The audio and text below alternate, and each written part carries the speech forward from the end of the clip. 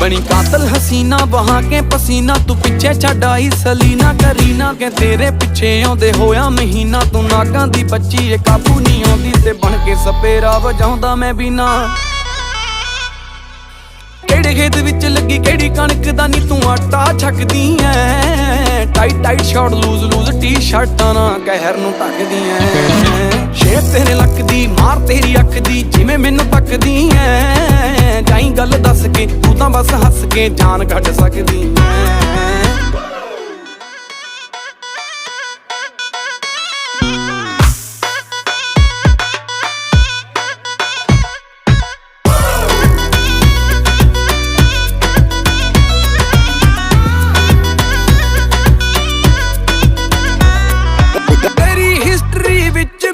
interest नहीं कोई तेरी ज्योग्राफी विच काके ने PhD